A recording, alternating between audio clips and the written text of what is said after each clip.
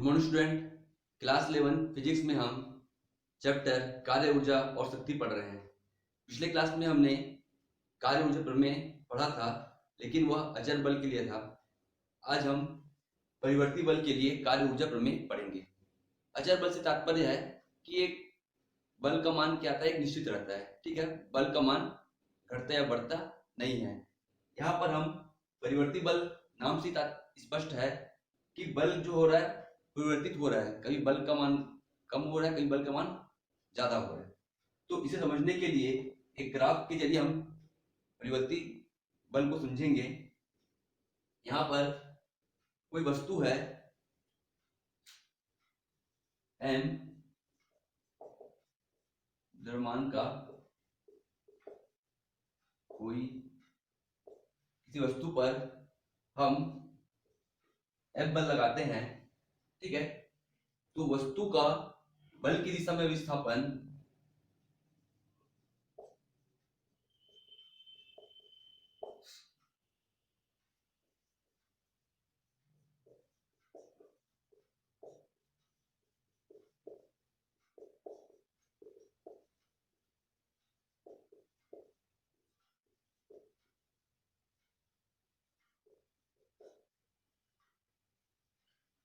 किसी वस्तु पर n द्रव्यमान की किसी वस्तु पर F बल लगाने पर वस्तु का बल की दिशा में विस्थापन आपका x1 से xn तक होता है।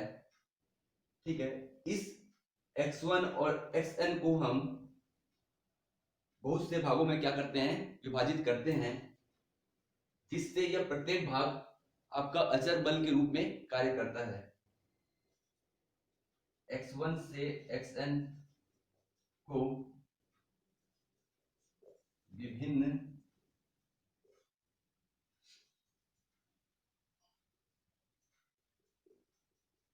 भागों में विभाजित करने पर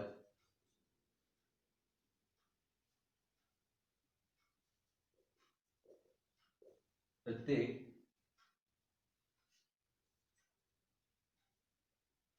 भाग अचर बल के रूप में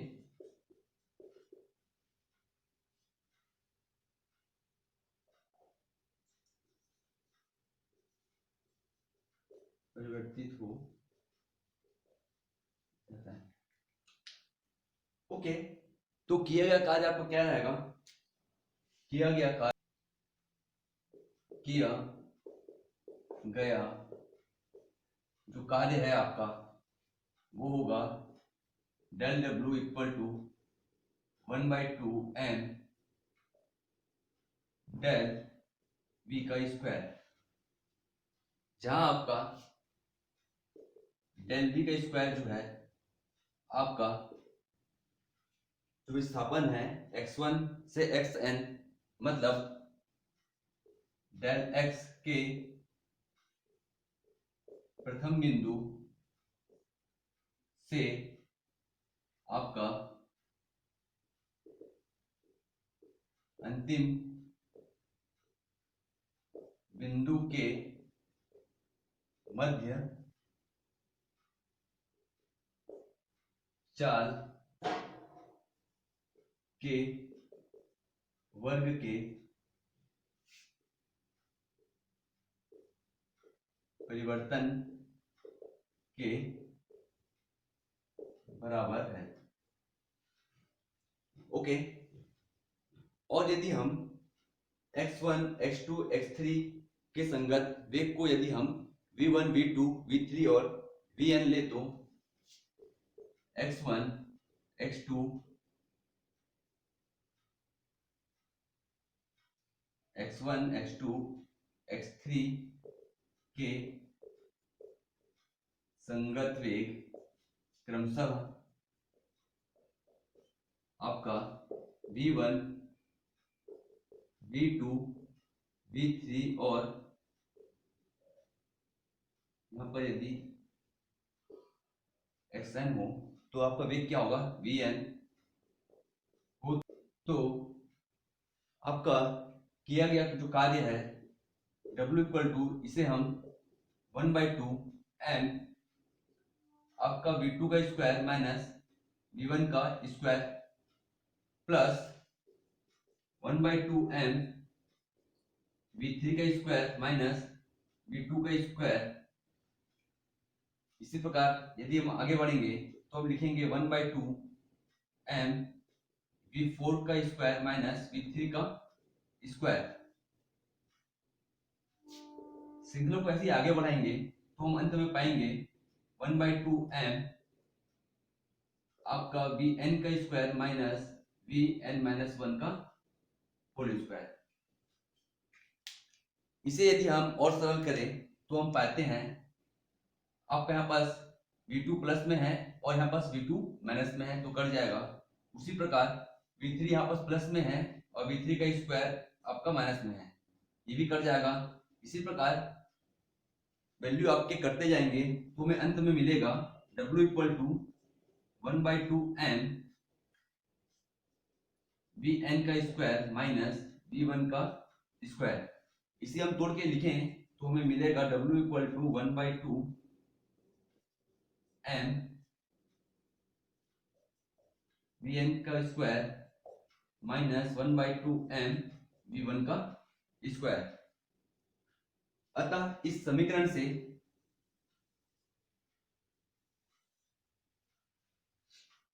one by two M V N के स्क्वायर मतलब आपका के एन का स्क्वायर बोल सकते हैं, ठीक है। यहाँ पास के वन का स्क्वायर। तो किया गया कार्य जो है आपका परिवर्ती बल द्वारा किया गया कार्य गतिज ऊर्जा में परिवर्तन के समतुल्य होता है। ओके, अगला टॉपिक आपका है शक्ति। कार्य करने की दर को हम शक्ति कहते हैं, ठीक है। कार्य करने की दर को शक्ति कहा जाता है, या फिर इकाई समय या एकांक समय में कोई व्यक्ति जितना कार्य करता है वह उसकी शक्ति कहलाता है। फॉर्मूला के तौर पर यदि हम देखें तो क्या आएगा, P इक्वल टू कार्य करने की दर मतलब W/T। ओके, मान के चलो यदि कोई व्यक्ति अल्प समय अंतराल मतलब डेल्टी समय में अल्प कार्य मतलब डेल W कार्य करे तो उसकी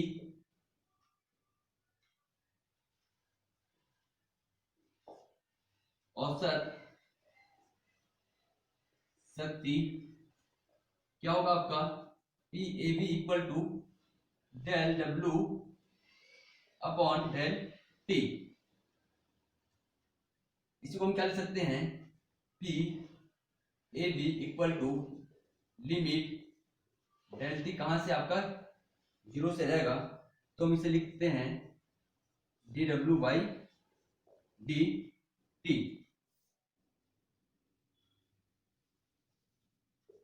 डेल W/डेल T। ओके, तो P एवरेज आपका क्या आएगा, dW/dt। ये आपका क्या निकलेगा, P एवरेज के लिए dW/dt हम फाइंड करेंगे। शक्ति के बारे में हमें और कुछ हम जान लेते हैं। शक्ति क्या है आपका, अदिश राशि है। इसका जो मात्रक होगा पहला हम देखते हैं CGS पद्धति में मात्रक। CGS पद्धति में मात्रक क्या आएगा, W equal to P equal to W/T। CGS पद्धति में इसका जो मात्रक होता है वह होता है आपका अर्ग प्रति सेकेंड। कैसे होगा?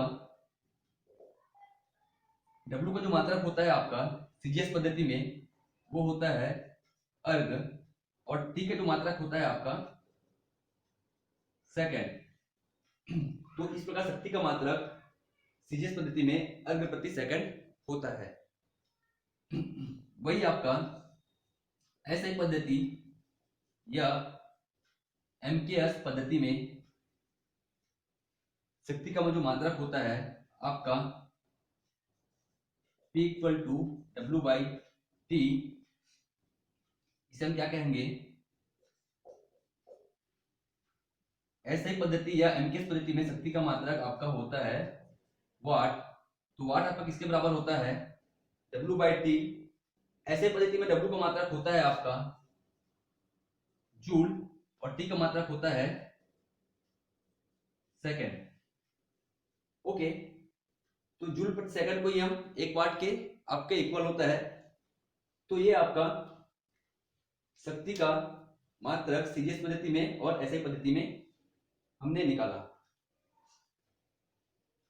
फिर हमने जो इससे पहले पढ़ा था, यदि मैं यहाँ पास एक वाट लूं, इसे एक जूल लूं, इसे एक सेकंड लूं, तो हम कहेंगे यदि कोई व्यक्ति, इसको हम क्या लिखेंगे? एक वाट बराबर एक जूल बटा एक सेकंड। तो हम क्या लिखेंगे? यदि कोई व्यक्ति एक सेकंड में एक जूल कार्य करता है तो उसकी शक्ति एक वाट की होती है। ठीक है।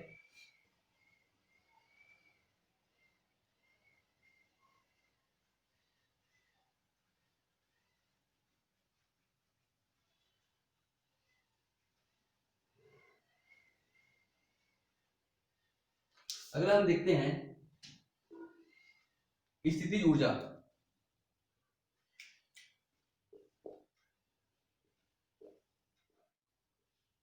स्थितिज ऊर्जा ये आपका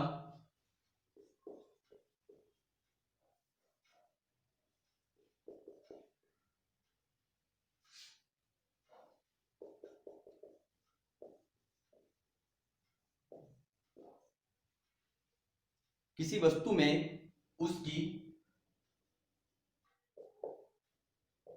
विशेष स्थिति, ठीक है, या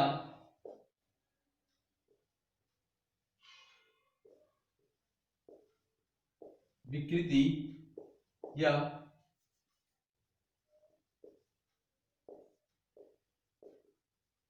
अभिविन्यास के कारण जो ऊर्जा होता है उसे हम उस वस्तु की स्थितिज ऊर्जा कहते हैं।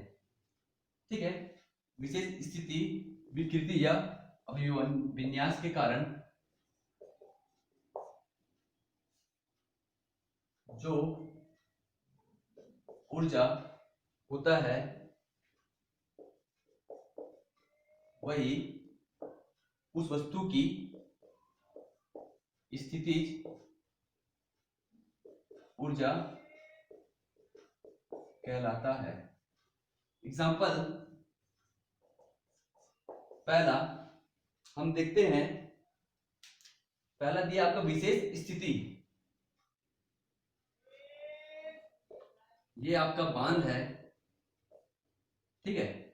बांध में आपका जो आपका जल होता है, स्थिर जल होता है, तो इस जल में, बांध में जो जल स्थित होता है, तो इसकी स्थिति के कारण एक ऊर्जा, जो ऊर्जा संचित रहता है उस बांध के पानी में, वह आपका स्थितिज ऊर्जा कहलाएगा। ओके। दूसरा हम देख लेते हैं विकृति। विकृति का मतलब है यह आपका एक धनुष है, ठीक है। यदि ये आपका है बाण, अब मैं क्या करता हूं, धनुष को खींचता हूं, तो ये आपका क्या आएगा? ये आपका छोटा हो, ये जो है आपका इस प्रकार हो जाएगा। धनुष के यदि मैं खींचता हूं तो खींचने के कारण जो उसमें ऊर्जा संचित होगी धनुष में, वो आपका क्या होगा, इसमें विकृति आया, इस पर जब इससे मैंने खींचा तो इसमें विकृति हुआ, तो जो विकृति आपका धनुष में किस रूप में हुआ, संचित स्थितिज ऊर्जा के रूप में संचित हुआ। ओके, तो जब तक मैं धनुष को मैं बैंड नहीं करूंगा या मैं खींचूंगा नहीं, तब तक जो आपका जो है धनुष का जो बाण है वह आगे नहीं जाएगा। ठीक है, यदि मैं किसी पत्थर को ऊपर फेंकता हूं आकाश की तरफ, तो उसे गुरुत्वाकर्षण बल के विरुद्ध कार्य करना पड़ता है। ठीक है,